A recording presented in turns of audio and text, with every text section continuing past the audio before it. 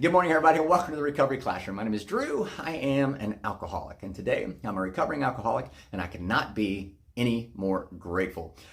It's Friday night. That means if you're local to the Huntington, West Virginia area, come on down to 5747 East Pea Ridge Road in Huntington. It's Pea Ridge United Methodist Church for the quickest hour in recovery. The Friday night crosstalk meeting tonight at 7 o'clock, 5747 East Pea Ridge Road. Come on down, hang out with a group of drunks and drug addicts sitting around talking shop, how we got sober, and how we're planning on staying that way. We'll see you tonight. As you can see, I'm back in the shed. It's that time of year again where I can come down here to my shed, not freeze my ass off, and do these monologues. Our friend Emily from Lexington, her and I coined this the shed talks rather than the TED talks. It works. Speaking of talks, Deb and I were talking, Drenda and Eric, we've been talking over the last couple of days about starting a podcast.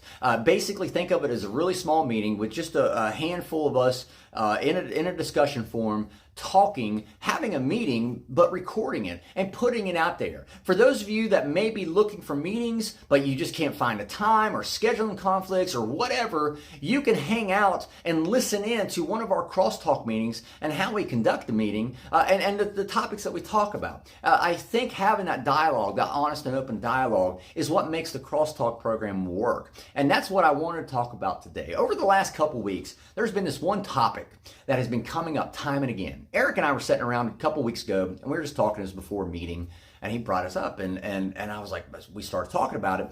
And for the last 2 weeks, this same topic has been coming back up time and again. And I really believe that it's God's way of letting me know we need to discuss this. What is that topic, you might ask? Well, that topic is, what are we doing wrong as a fellowship that is letting people go back out the door? We've all seen it, right? We've all been in a meeting where somebody comes in, a newcomer, somebody we've never seen before. They come in, they sit down, they're in the back corner of the room, or they're by the back door, or they're sitting on the side of the room, completely disengaged, not even paying attention, halfway paying attention maybe, but they're disconnected. And then we never see them again. We see them that one time, and we never see them again. And the key word there is connection. The operative word is connection. And I think we would be remiss if we did not take stock in what our fellowship is doing wrong. And I'm not just talking about the crosstalk. I'm talking about AA. I'm talking about NA. I'm talking about any type of group meeting where a collection of people meet to discuss. What are we missing? Why are people coming in not unable to connect, and then going out the door, and then we never see them again, except for whenever they maybe overdose and die, or maybe whenever they got drunk and got in a car wreck. What are we doing? After all, our personal programs that we work, like the 12 Steps of Alcoholics Anonymous, it requires us. It tells us, it says, look, you have a 4-step to do. You have a 10th step to do.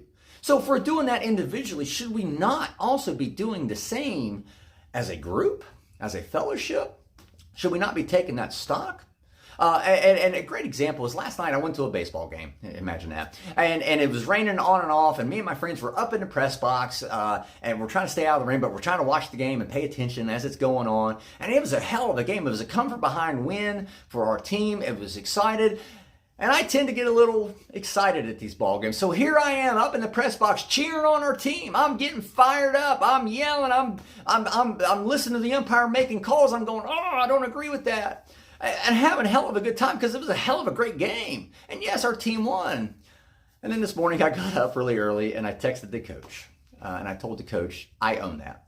That was my bad. That's on me. And coach, by the way, if you're watching, again, I sincerely apologize and I will do better. I should not have done that. I took stock in my behaviors. I took stock in my actions and I said, I made a mistake here. Sure, anybody can understand me getting fired up and excited and yelling from the press box, cheering on my team. But it was still wrong because the press box is supposed to be an unbiased place. I agree, 100%.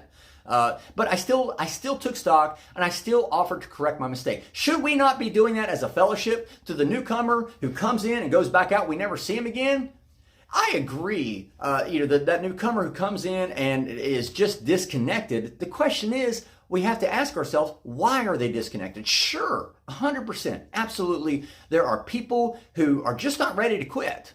They're not ready to connect. They don't want to connect with a fellowship of men and women, like-minded men and women. So I get that, 100%, I get that. Then there are the people who come in and leave, the subset of that group, they're willing, they want to connect, they do connect.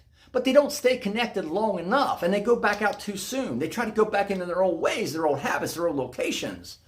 People, places, a thing, life on life terms hits them all of a sudden, and they go back out. But what about the people who come in the rooms and go back out where they want to connect, but they just can't seem to connect?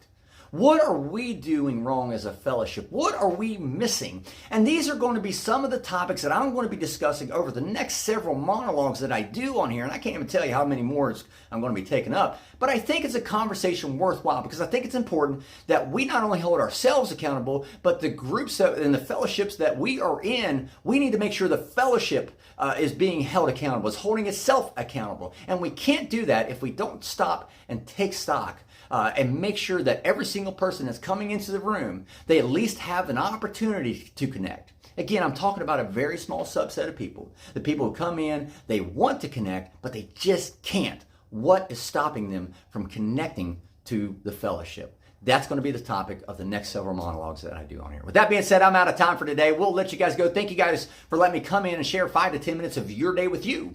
You guys absolutely keep me sober, and I cannot be any more appreciative. If there's a topic you'd like to discuss, feel free to drop it down in the comments, message us on the Recovery Classroom Facebook group page. We'll take a look at it and we'll see what we can do. We'll be talking again soon, guys. Remember, you can't get drunk if you don't take that first drink.